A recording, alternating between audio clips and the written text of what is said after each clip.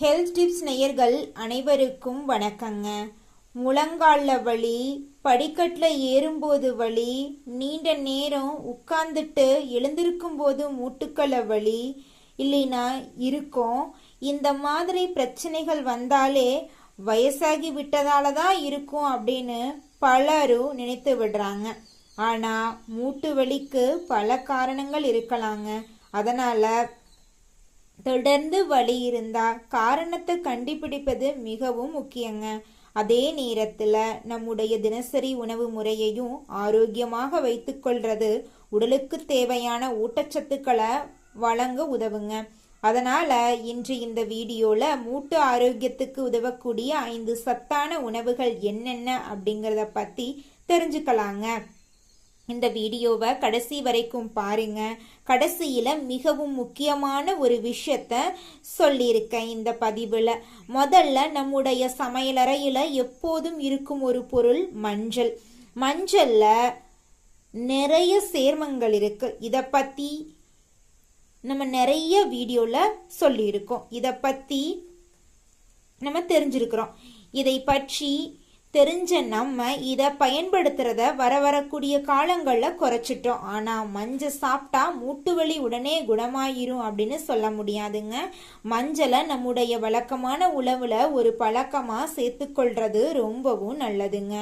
உதாரணமாக காய்கறி சமைக்கும் போது மஞ்சள் சேர்க்கறது, இல்லைன்னா உங்கள் உணவு முறைக்கு ஏற்ற வகையில் மஞ்சள் பயன்படுத்துறது போன்ற எளிய வழிகளை பின்பற்றலாங்க. முக்கியமா அதிகமாக எடுத்துக்கொள்றதை விட அளவோட உணவுல சேர்க்கறது தாங்க நல்லது. அடுத்தது வெங்காயங்க. வெங்காயத்துல நார்ச்சத்து உள்ளிட்ட பல்வேறு ஊட்டச்சத்துக்கள் இருக்குதுங்க. எதையும் தினசரி உணவுல அளவோட சேர்த்து கொள்ளலாங்க. சிலர் வெங்காயத்தை ஊற வைத்து காலையில சாப்பிடுறாங்க. ஆனா அது எல்லோருக்கும் அவசியமான முறை இல்லைங்க. உங்க வழக்கமான சமையல்ல தேவையான அளவு வெங்காயத்தை சேர்த்து கொள்றது ஒரு எளிய வழிதாங்க.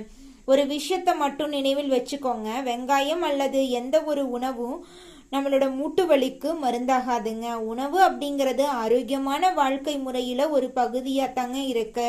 மூன்றாவது கீரைங்க. முருங்கைக்கீரை, பசலக்கீரை போன்ற பலவிதமான கீரைகள்ல விட்டமின்ஸ், மினரல்ஸ் போன்ற ஊட்டச்சத்துக்களா இருக்குதுங்க. நம்முடைய உணவுல காய்கறிகளோடு கீரைகளையும் மாற்றி மாற்றி சேர்த்து கொள்றது நல்ல பழக்கங்க. வாரம் முழுவதும் ஒரே கீரையை மட்டும் சாப்பிடாம கிடைக்கும் கீரைகளை மாற்றி மாற்றி சாப்பிடலாங்க. கீரையை சுத்தமா கழுவி நன்றாக சமைத்து சாப்பிடுறது முக்கியங்க.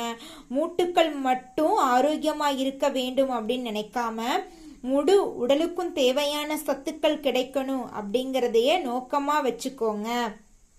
அடுத்ததாக எள்ளுங்க. எள்ளுல கால்சியம், மெக்னீசியம் போன்ற பல்வேறு மினரல்ஸ் மற்றும் நல்ல கொழுப்பு வகைகள் இருக்குங்க. அதனால அளவோடு எள்ளை உணவுல சேர்த்துக்கலாங்க. எள் பொடி, எள்ளு சேர்த்த உணவு போன்றவற்றை உங்க வழக்கமான உணவு முறையில பயன்படுத்தலாங்க. ஆனா எள் மட்டும் சாப்பிட்டா மூட்டு வலி போயிடும் அப்படின்னு நீங்க நினைக்க கூடாதுங்க. உணவுல பலவிதமான ஊட்டச்சத்துக்கள் கிடைக்கிறது தாங்க முக்கியம். மேலும் அதிகமாக சாப்பிட வேண்டிய அவசியம் இல்லைங்க.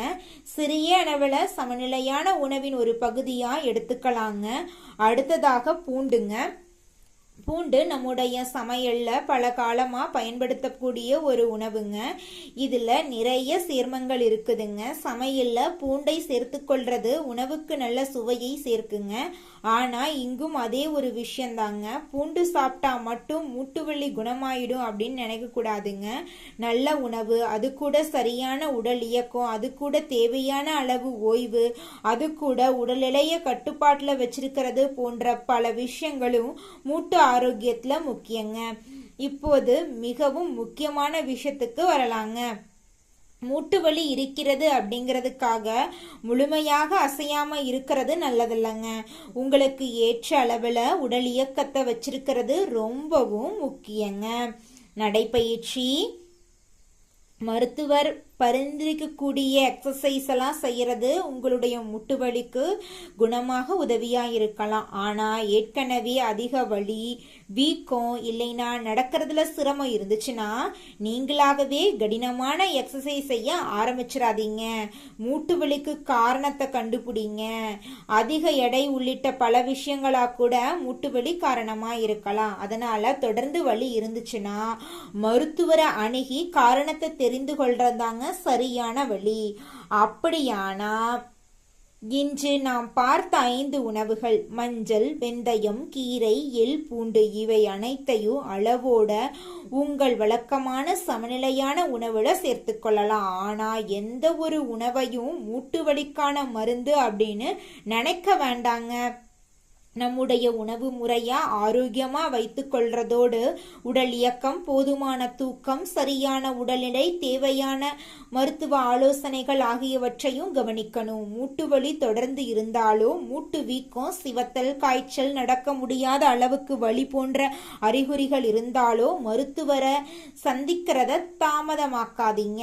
இந்த தகவல் உங்களுக்கு பயனுள்ளதா இருந்தா லைக் பண்ணுங்க.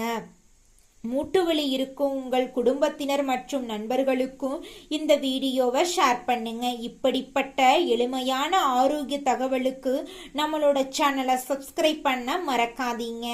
மூட்டுக்களை கவனிப்போம், ஆரோக்கியமாகவும் சுறுசுறுப்பாகவும் வாழ்வோம். நன்றி, வணக்கங்க.